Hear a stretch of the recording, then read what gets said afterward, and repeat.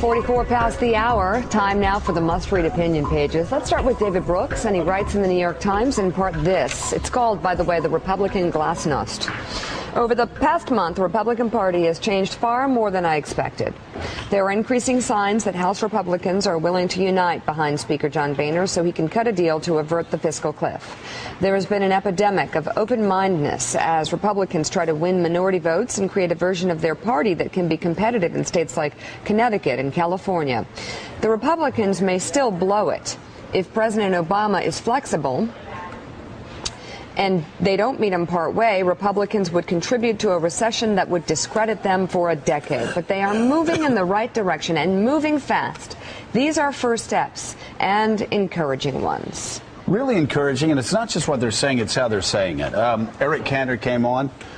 We've all, I think at times, even I as a conservative, who would have voted probably along with Eric Cantor 99% of the times, saw him at times over the past couple of years being a bit more obstructionist than I think was good for the party. But I loved his tone the other day. And what did he focus on? He focused on jobs. He focused on proving that conservatism actually helped all Americans, not 53%, not 47%. And yesterday when I talked to Jim DeMint on the phone, I expected to hear one thing. Instead, I heard another, which is we've all been chained to this Republican message. We have got to prove again that conservatism helps all Americans. We've done a terrible job delivering that message. We've elected leaders that don't believe in that message. And he talked, just like Eric Cantor talked, about, again, not about ideology, but instead saying, how do we show people what we believe in our hearts, that we really do believe that less regulation and lower taxes and more freedom creates jobs for all Americans. You know, I'm not afraid to say it. A rising tide lifts all boats. And when this economy picks up, when the Obama economy picks up, guess what? President Obama's rising tide will lift all boats. Here's exactly what reality. We talk a lot about rebranding the party. What a brand is, in essence, is a set of values. So they're not changing their values, they're recasting them, they're repositioning them. That's what rebranding is. And the Jindals of the world, the smart ones, get it. Jindal does get it. I'll tell you what I said. To Jim DeMint. I said, listen, I remember in '93 and '94, and Richard, I know you remember this going back to the 1980s. The intellectual power was all on the conservative side.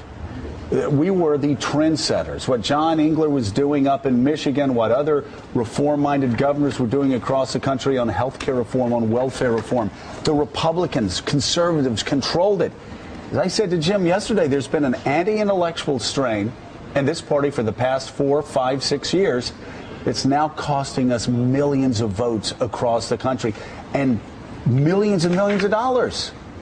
And he seemed to get that as well. Yeah, the good news is that the Republicans have gotten the message, and they're moving faster than I ever thought they would. So I'm encouraged. They really are. This is the way of things. I mean, I heard Hannity right after the election started talking about immigration reform. Immigration reform. Krauthammer. You're seeing it there. You're seeing it on taxes. You're seeing it on opportunity. Look, you may even see it one day on climate change. I think the debates are changing, and this is great. This sounds so good, but then I read Charles Krauthammer. I love Charles. Nothing but a power play. Obama's objective in these negotiations is not economic but political. Not to solve the debt crisis, but to fracture the Republican majority in the House. Get Boehner to cave, pass the tax hike with Democratic votes provided by Minority Leader Nancy Pelosi, and let the Republican Civil War begin. It doesn't even matter whether Boehner gets deposed as Speaker. Either way, the Republican House would be neutered, giving Obama a free hand to dominate Washington and fashion the entitlement state of his liking. What should Republicans do? Stop giving stuff away. If Obama remains intransigent, let him be the one who takes us over the cliff. And then let the new House, which is sworn in weeks before the president, immediately introduce and pass a full across-the-board restoration of the George W. Bush tax cuts. So I don't think that's inconsistent with anything that I just said. I agree with him 100%. What have I been saying for a week? Do not cave. Compromise, do not cave. If the president doesn't want to meet us halfway on massive entitlement cuts, on reforming those systems to save Medicare, Medicaid, Social Security, cutting defense, reforming the tax system, then do not meet. If he doesn't want to meet halfway, don't meet halfway. But I got to tell you, I am really heartened with what I saw in the president's tone yesterday. I loved hearing him tell a group of Americans yesterday, hey, we're going to get this thing done. I feel good about it. I love that he agreed to sit down with John Boehner one-on-one. Richard, you've done negotiations on all levels. I really like the tone the president was sending. And by the way, I felt like Charles Krauthammer did a couple of days ago, because the president seemed to be saying, and you've said it too, along with Geithner, we won. The other side's going to cave. The president's changing his tone, and I think that is great, not only for the American people, I think it's great for the president. I think you're right. There's a sense that people have once again remembered the basic rule of negotiation, that in a funny sort of way, you've got to help the guy you're negotiating with, because you need a partner to succeed. And you're seeing a little bit of that creep into this. But the big question is going to be one you just raised, which is entitlements. Because you can't get there from here with discretionary spending. And I think still to be seen is whether entitlements join taxes as part of this package. And we shouldn't get there with discretionary spending. You can't. You shouldn't. When you start slashing education, when you start slashing R&D, when you start slashing transportation, it's over.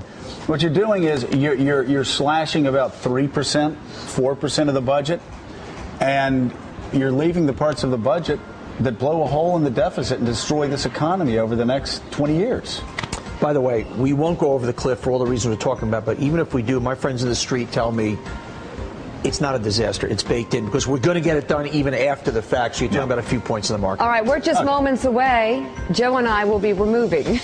Oh, no. Ow, there it is. Ow. Oh. It's all for a great cause. I don't know if it's that good. I don't know. Is this going to be good television or kind of yucky? Great television. Okay, we'll be right back.